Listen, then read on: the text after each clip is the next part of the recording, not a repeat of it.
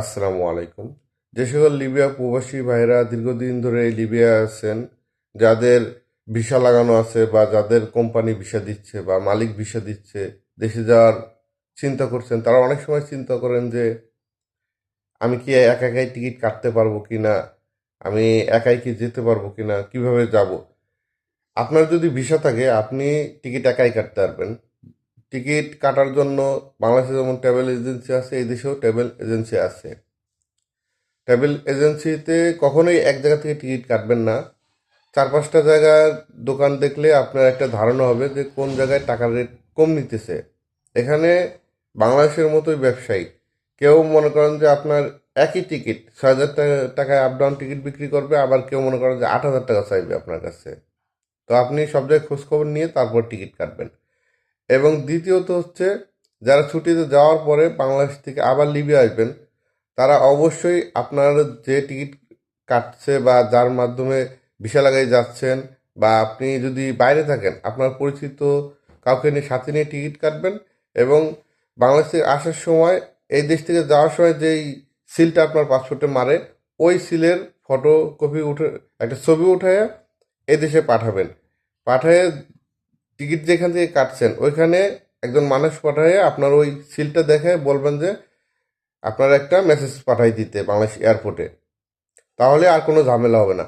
আপনার বাংলাদেশ এয়ারপোর্টে আপনার যখন ধরেন যেখান থেকে টিকিট কাটছেন, মিশর এয়ারলাইন্স হোক বা তুর্কি এয়ারলাইন্স হোক, তারা ওই আপনার মেসেজটা দেখলে আপনাকে আর কিছু বলবেন না, আপনাকে বোর্ডিং পাস দিয়ে দেবে। আর যদি মেসেজ না থাকে তাহলে আপনাকে আবার ওই এয়ারপোর্ট থেকে আপনাকে বলবে যে আপনি কন্ট্যাক্ট করেন লিবিয়াতে, আপনার ওকে টু বুট মেসেজ দিতে বলেন। তো এইগুলো আপনি যত সম্ভব এক সপ্তাহ আগেই কমপ্লিট করে রাখবেন।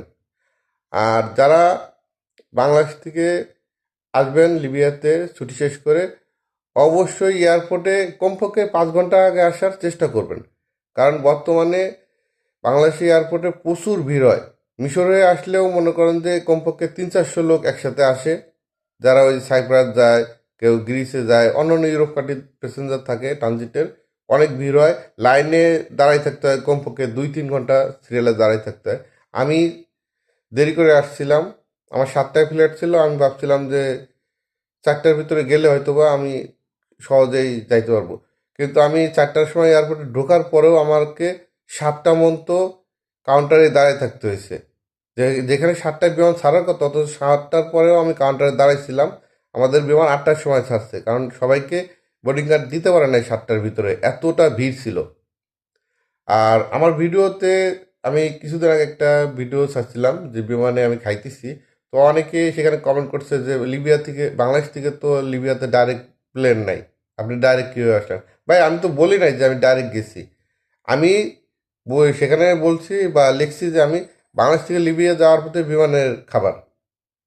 আমার বাড়ি হচ্ছে ফরিদপুরে, আমি ফরিদপুর থেকে তো আর লিবিয়া ডাইরেক্ট আসা যায় না, আমাকে ঢাকা যাইতে হয়।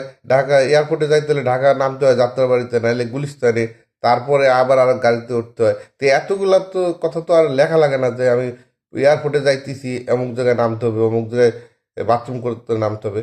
ভাই এটা সবাই জানে, যারা বিদেশ আসে বা ইউরোপে থাকেন আর লিবিয়ায় থাকেন, সবাই জানেন যে ট্রানজিট দিতেই হবে আপনার লিবিয়া ঢুকতে হলে, হয় তুর্কিতে না হলে মিশরে।